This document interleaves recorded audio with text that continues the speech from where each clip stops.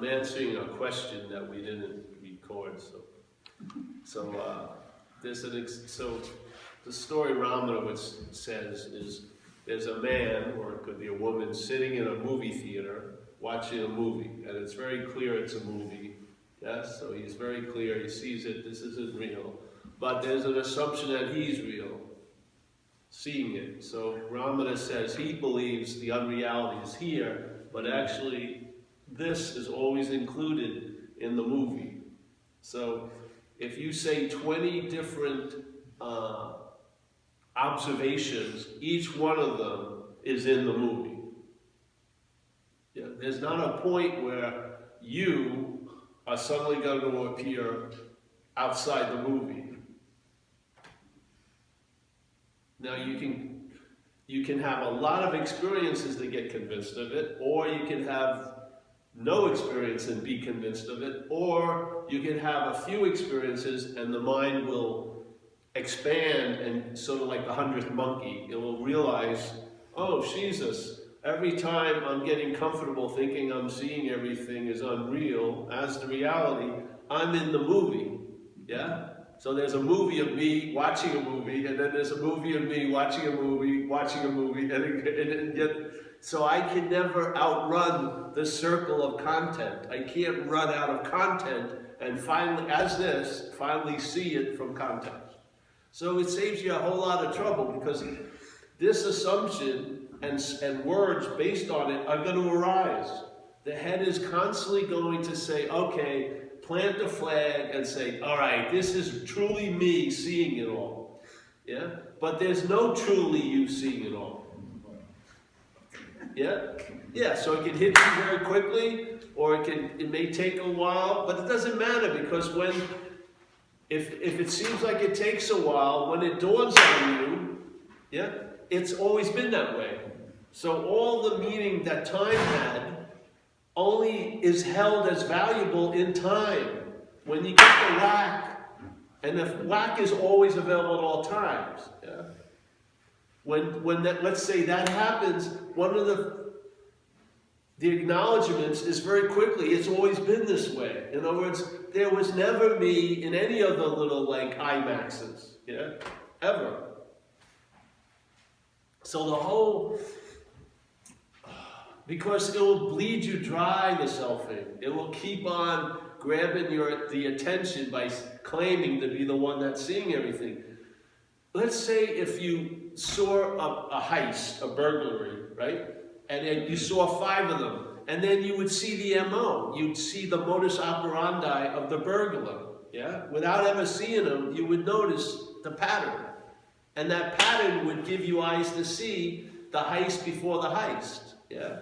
Now, maybe the pattern can download, maybe you have to sort of go through things and get taken by the heist for a couple times, and suddenly, it's almost like here, it's like we're playing the role of a camera with an aperture, yeah? So self-centeredness, like the stock version of the camera, is a very small aperture. It's like tunnel vision, and it's how it's translated is everything that it sees is seen as how it pertains to you, as this. That's a very small, myopic little thing. You got this. The power of the camera is unbelievable, but it's getting funneled into this. It's sort of like it can contain and capture all the colors of the universe, but it's being translated into a black and white. Yeah, it's like we used to use the old example. So here you are, you're this huge camera. I mean, your aperture is so wide open, you're seeing tons of possibilities with no thought or effort. You're not trying to find possibilities, you're just seeing what's available because the aperture's open. Yeah?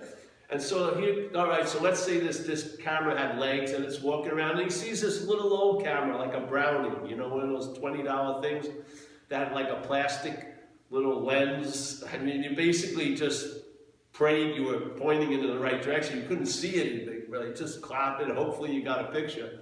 Yeah? But so here's this big camera, and it looks through this little camera. Yeah? And so now it sees, with all this possibility and infinite spaciousness of seeing, its seeing now gets defined by what it's moving through. It's moving through the Brownie. So now it's got the tint of the brownie lens on everything, yellow and this and that, yes? You believe it, oh, I'm in a world of yellow, but it's the camera that's projecting the yellow, yeah? So it becomes identified as a small camera. So now, what happens? The one incredible fact is lost, seemingly, to it, because it's now wanting to become what it was, what it still is, but as the brownie. So it's spending a lot of money to, get better lenses for the brownie, but it's a brownie. You know what I mean? You could have a fucking zoom lens, but it's a brownie. It doesn't take good pictures. Yeah? So we could do all this and then try to, all right, get a bit of tripod and constantly wash that fucking plastic lens, which would actually cut it up even more. Or if it realized, if it could hear possibly, hey, oh, giant Nikon, you're not the brownie. As soon as it hears I'm not the brownie, it doesn't get pulled off like, it just moves away, and now it sees the brownie.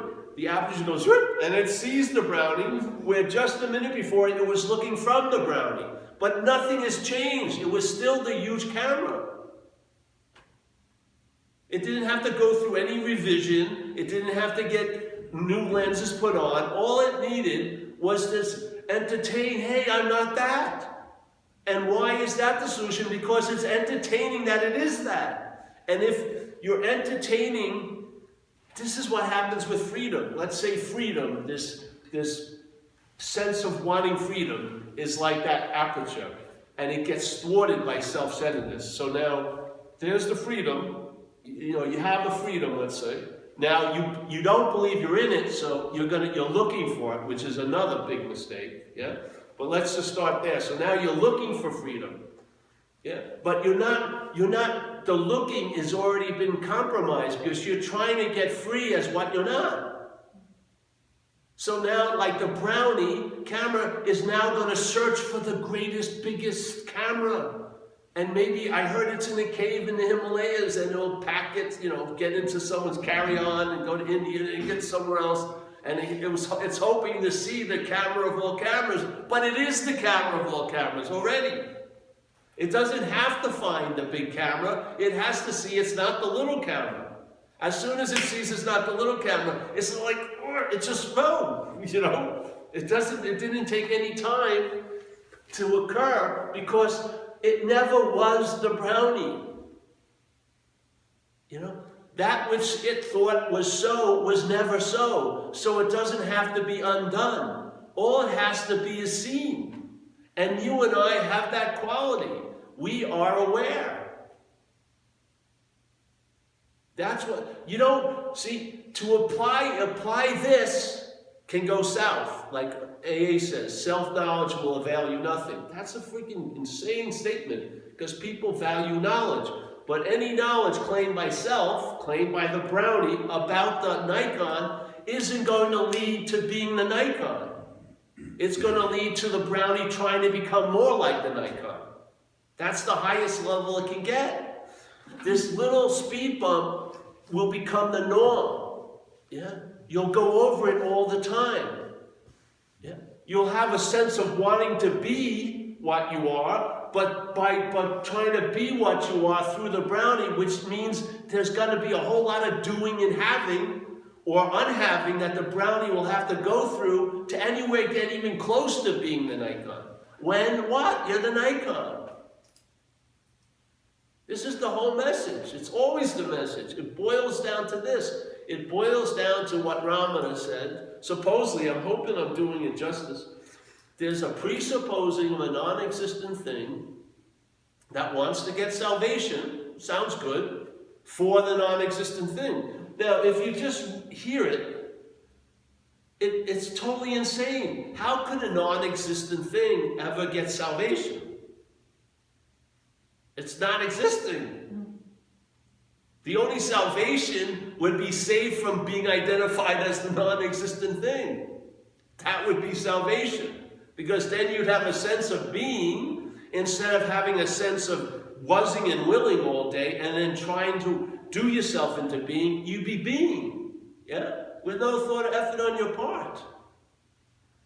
It's the exact same. Nothing has changed except one little thing, which is the act of being identified. And a verb cannot make the noun. The act of being identified cannot create self. But it can convince, or it can be used to convince what is so to believe it's so. Like we say in AA with the false evidences appearing real. Yeah? False evidence appears real. It would have to appear real to something, wouldn't it?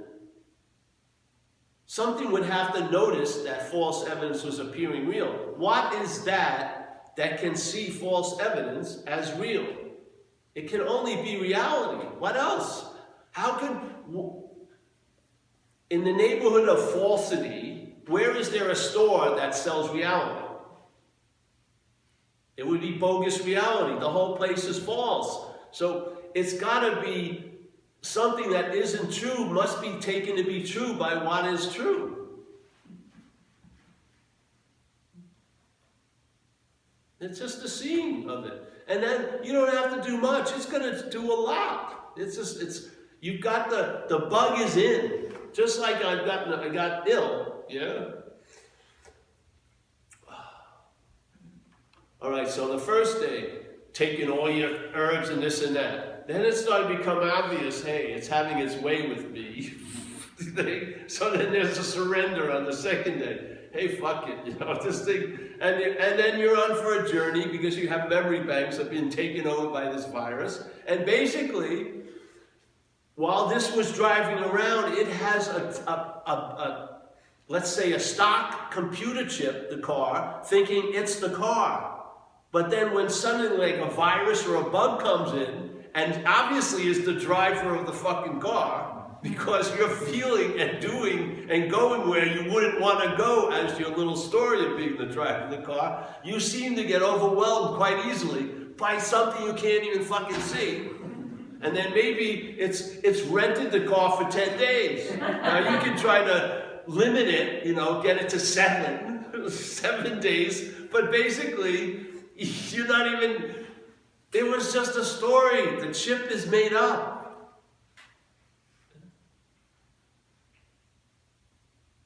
I was watching this video on Facebook, I think. It was so crazy. They were watching these incredible accidents where the person just stepped behind a telephone pole and doesn't get killed. There was no strategy there. The person could have gotten killed just as easily, but somehow the choreography of life has this huge thing coming at it. Both cars hit, and then she's right there, and she steps, she's like scared, and she just so happens that it's in front of a telephone pole, and they go, and she starts walking like going back to the store. She had nothing to do with that.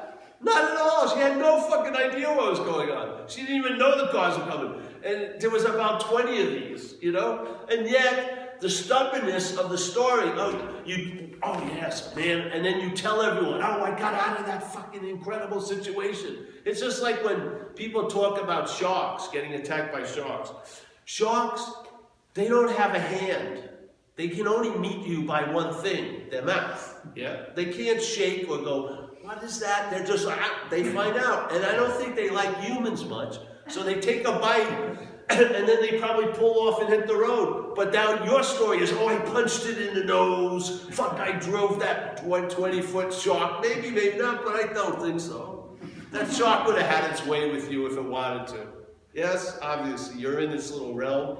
But the story is always, we're always the star of it all. Yeah? Like my friend says, if you feel super great and then 8 minutes later you feel like the end of the world's happening, something suspicious of that. You gotta put a little bit, we're walking around, we're worse than cows. Because cows usually arrive at a trough and there's something in it. We're going to the same fucking trough, there's nothing in it. Yeah, we just keep going. And anyone who puts their heads up, the other cows like fucking, stab them and shit with the things. It's such a weird thing. This is all the stuff that happened with me, seriously, boiled down to this one point, totally point.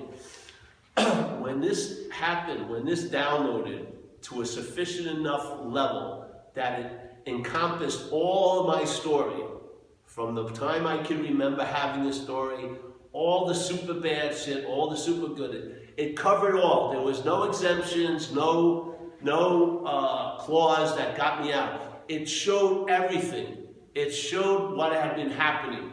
Yeah? And exactly what they're saying here was, there was a presupposing of a non-existent thing called Paul that wanted to get salvation for the non-existent thing, that wanted to get high for the non-existent thing, that wanted to get some pants for the non-existent thing, that wanted to get an English muffin and cornbread from the non-existent thing.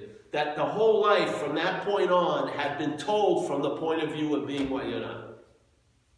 To the point where what you are, for some of us, becomes a goal that we search for our whole life. We call it spirituality. We search for ourselves our whole life, not knowing that there's no way in hell what you're taking yourself to be is ever going to reach or find what you are, because it already is. You know, the planning for 8,000, 10-month-long pilgrimage is 8,000 miles in 10 months' time too much. And I'll tell you, from that point, it became the last answer. I haven't had any new answers ever since. And now all it is entertaining the possibilities, and there are many. All the extension of what you'd like to be your condition in time, or I hope I will be okay, or I have memories I was once okay, and then try to create the right situations and try to propagate that imaginary plant that you once were. Yeah? All that stuff, all of the putting it all off is fucking gone. You're here now because you can't be anywhere else. If something was supposed to happen, it did, and if it wasn't supposed to happen, it didn't. It's just that simple. You cannot use the Buddha to seek the Buddha. You can't. It's impossible. I don't care what special Buddha you think you are or what special Paul you think you are. There's no way in hell the Buddha is going to find the Buddha because it's the Buddha. If it was anything else, it could probably find the Buddha. But as the Buddha, it's relegated only to one possibility, and that is being the Buddha. Not knowing, not having and losing, not getting close or getting far, not this or that. All of that is totally based on an insane idea that that you're something other than that. And all the great little sayings in spirituality, they basically they point to the same thing. The seeker is the sought. You can't use the Buddha to seek the Buddha. Whatever can be perceived cannot be perceiving. Ends of story. I'm seeing you as the non-existent thing, and you're seeing me as a non-existent thing. It's not about changing that. It's not being aligned with it. Yeah? It's like a car is never going to get out of a car, ever. But suddenly, if the car that wants to get out of the car saw itself as a passenger, then suddenly the windows and the doors would open up. There would be a possibility, yes? But as long as you're identified as the car that you want to get out of, you're not going to get out of it. Because you've never truly been in it. You've never been in it. It's dreaming. We're dreaming that we're in this situation and dreaming that it would be great to get out of it. And both ways it doesn't work, because you cannot escape from an imaginary place, nor can you transcend an imaginary place. It would have to be a real place to transcend. So all of our spiritual rulers and measuring sticks and measuring tapes do not add up. They don't add up.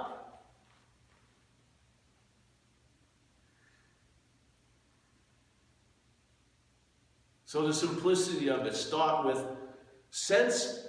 There's a flavor. You'll sense it. There's a flavor that precedes, actually it comes with, or actually after the thoughts acknowledged, but it implies it's before. And to me, that's the word my represents it. Yeah? My changes the thought. The thought does not change mine. If you say a thought that I'm not a self, I'm not a self, you can say it till the fucking cows come home. It may not do anything. Yeah? A thought isn't going to affect the mind, but the mind affects the thoughts. It's putting a lot of weight. A lot of weight. And just because you're used to carrying around that lead-filled bag doesn't mean it's the only possibility. If you had, it's like that thing I used to use for a long time. You're born, supposedly, with a hand on your shoulder. Yeah? So you're feeling its effects, but you don't know it's there. You never, so your head constantly makes up stories, what's going on. I got a weak shoulder, that's why the shoulder bag droops off, and whatever. And I got to get my shirts tailored because this arm's longer than the other. And I have tons of very, very, convoluted theories about what's going on. But all that's necessary is if that hand lifted off, I would know exactly what it was by its absence. When it lifts off, I go, Jesus Christ, I had a 5-pound hand on my right shoulder my whole life. All right. Throw out all those texts I wrote and all this, shit, my PhDs. Just like that. How long would it take? How long? Start counting. Wait a minute. How long? And you would know it. You would know it by its absence. I'm telling you humbly, what we're taking ourselves to be is like blowing into a paper bag all day. It's all it is. It can never become or be what it's constantly implying you were and will be. It can never pull it off. If it could, it wouldn't have wasted all this fucking time. Yeah? You would just be a self.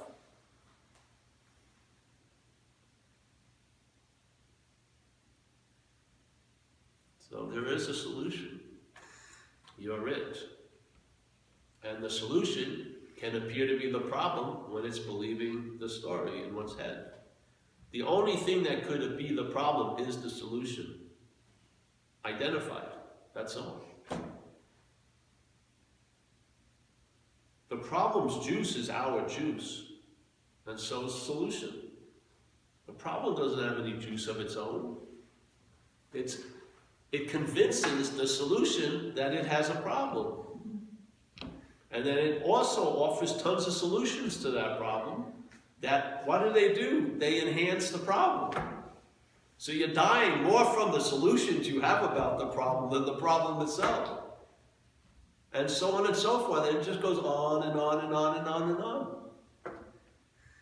The one step taken to be so creates the possibility of millions and millions and millions and millions of steps. Yeah? It's not wise to try to correct the path while on it. You have to see you were never on it. Yeah. By seeing what? You can't see that, but you can see what you're not. And by seeing what you're not, to me, humbly, that is what we are.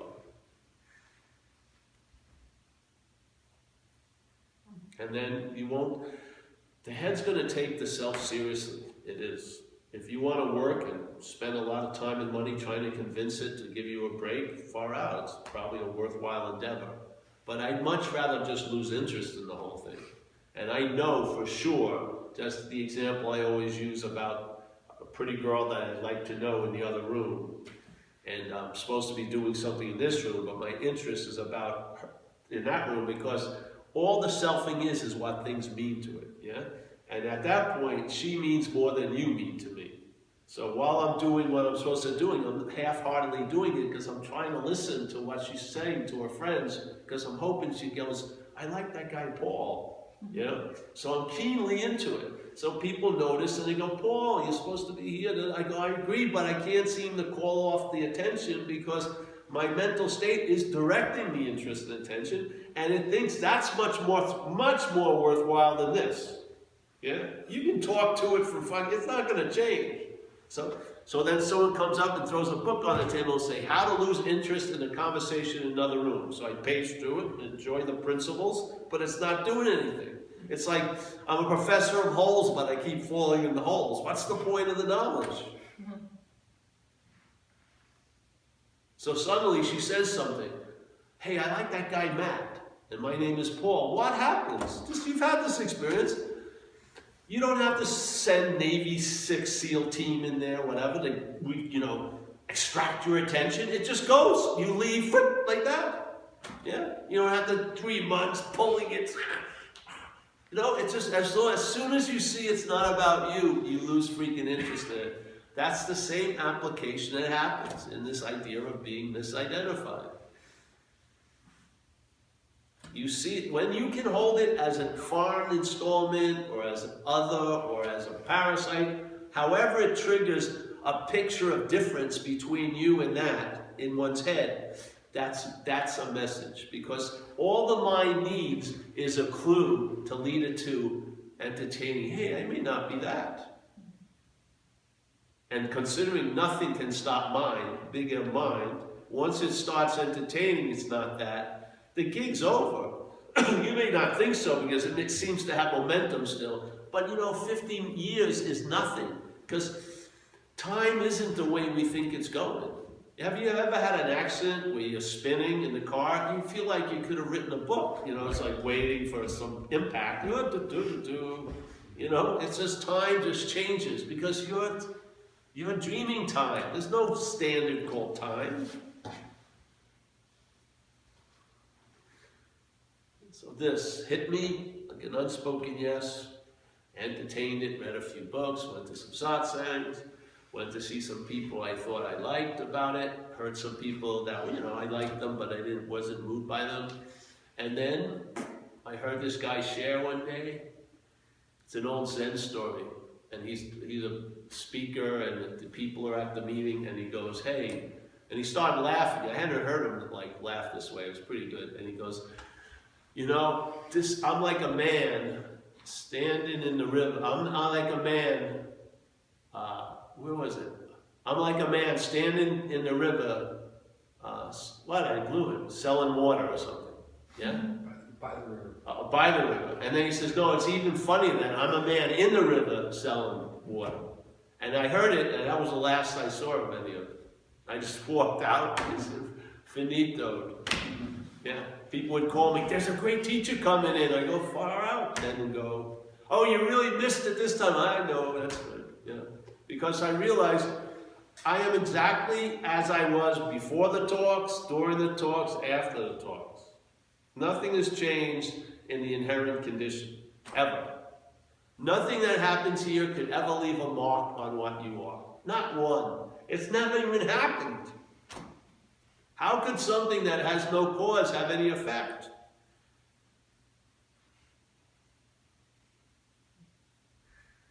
So you hold that. Now there's the action figure. If you are waiting for the action figure to mimic what you're not, what you are, forget about it. It's going to start wearing robes and patchouli oil and get some, what do you call those things? When you change the color of your eyes, put them in, get these loving gazes going. It's going to mimic it as a thing, You're going to be I'm so nice and calm, but you're seething the fucking rip someone's throat out. It's just boiling the pot. Yeah, that's what it's going to do. It's doing that already. The self thing's mimicking what's truly so. It takes you as the center of the universe, and you become all that you thought about. You become a special something, but you take yourself to be everything, for all intents and purposes. Yeah? It's mimicking it. It's like bastardizing what's actually so, and mimicking it in its little puppet theater. And every one of us plays God all day. The head plays God all freaking day, about God, about everything. It will tell you how you're doing with God. It will tell you, you really blew it. You should have stayed at that retreat longer. On and on and on and on and on. That's playing God. The head is constantly playing God. When you wake up in the morning, it tells you how the whole day is going to be. fuck it, it's gonna suck. You know, what? But see, there's a force that we represent, which is called, we call it faith here. Yeah, not the faith like Islam or Buddhism or whatever, but energy, neutral energy. And that energy is going to manifest here in this dreaming by the vehicle it is put in. And I'll give you one example. Someone who has faith in the thought system is in a lot of anxiety because they're believing all the mental ideas takes on what's not happening. And in what's not happening, tons of shit can happen. There is no restrictions because it's not happening, so everything can seem to happen. Yeah. There's one possibility that's always available for us, which is right now. It doesn't have all the ability that what's not happening has, but it does have one quality what's not happening does not have, and that is it's happening. You may not like it, you may not think it's this, but it's happening. And this happening can override all of the insane possibilities of what's not happening. Just this one recognition of realizing you're on right now. Even though you pay tons of money to be off, you're on. Even though you pay tons of money, and when you finally come to, you're on. That's the whole problem with a drug addiction. I took it as far you can go, and I ended up in the same fucking place. After years, except with terrible sinuses and shit. Can't transcend an imaginary place. The best way to get out of here is totally, completely be here. That's the way out. It's total, because I tried the other way. I've been trying to escape since I was 5.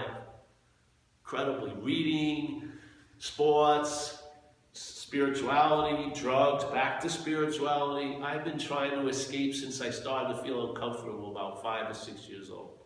Constantly. Yeah? Not one of them ever succeeded. I may escape a little bit, but when I woke up, I remember I overdosed once in North Beach, right? I overdosed on some heroin and cocaine. And the thing that got me super pissed off is when I woke up, I was in the same movie. The cops were there, the paramedics, and I was so fucking pissed that I had come back, in a sense. It would have been good to appear in a safari in Africa, but no, in a fucking apartment in North Beach with the police surrounding me again. I couldn't believe it. No. There's a solution. We're it. This is a beautiful event. Speaking around this or of this or pointing towards it is like miracle grow here. Yeah? It's a safe haven. So much can happen in these talks. So much shit that's ready to really do something can get undone without you not even be aware of it. The power of us here is unbelievable. Yeah?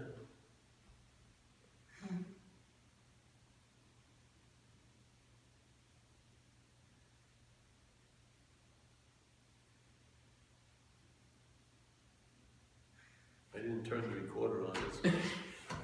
I'm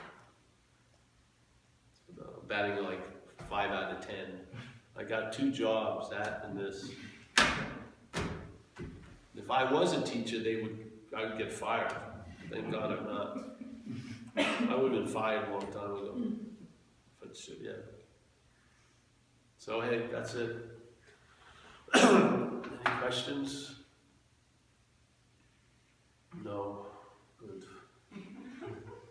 Funny, questions are fine, but ultimately it's the answer that's asking the question. Look, it is. If you do this stuff, like when I was doing it, you'd have questions, and then there was a point where you didn't have any question, and it's never came back, You know what I mean? If you have questions, it's going to lead to not having any. And if you don't have any, it will stay at not having any. Yeah. It's always going to be the same, because silence is what you would like all the answers to produce. You would like some silence to come over you.